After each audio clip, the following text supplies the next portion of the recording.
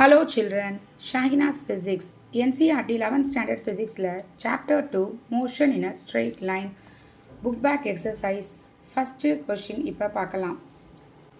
In which of the following example of motion can the body be considered as approximately a point object?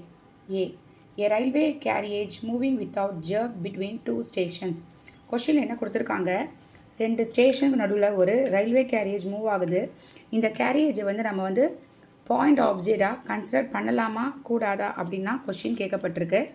இதை நம்ம point ஆப்ஜெக்டாக consider பண்ணலாம். ஏன் அப்படின்னா இந்த railway carriage very small compare between the ரெண்டு station நடுவில் உள்ள distance so லார்ஜாக இருக்கும். அதோட கம்பேர் பண்ணும்போது இந்த ட்ரெயின் இந்த கேரேஜோட size very small. So the carriage is considered as a point object. So we can write it can be considered as a point object. B question என்ன கேட்டிருக்காங்க, a monkey sitting on top of a man cycling smoothly on a circular track. ஒரு monkey cycling பண்ணுறவர் மேலே உட்காந்துருக்கு. இந்த மங்கியோட சைஸை நம்ம point ஆப்ஜெக்டாக consider பண்ணலாமா கூடாதா அப்படிங்கிறதான் கொஷின். இந்த சைக்கிளிங்கோட ரேடியஸ் ரொம்ப பெருசு compare with the size of the monkey. So here we can consider the size of the monkey as a point object. இதை பாயிண்ட் ஆப்ஜெக்டாக கன்சிடர் பண்ண முடியும். சி ஆப்ஷன் என்ன கொடுத்துருக்காங்கன்னு பார்க்கலாம்.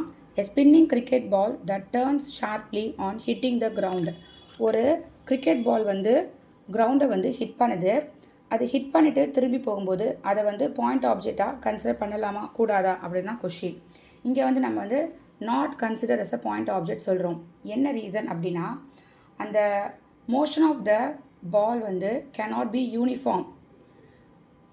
அந்த ஆப்ஜெக்ட் எவ்வளோ டிஸ்டன்ஸ்லேருந்து இந்த பால் வந்திருக்கு, எவ்வளோ லாங் டிஸ்டன்ஸ் வந்திருக்குங்கிறது நமக்கு இன்னும் தெரியாது. அதனால் இது not consider as point object.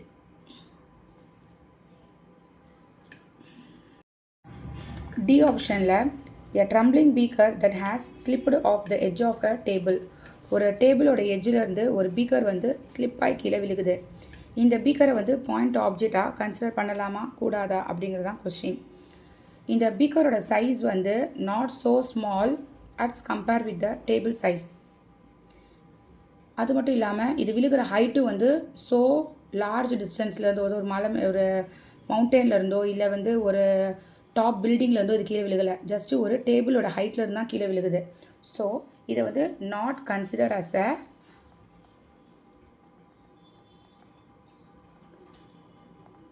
Point object.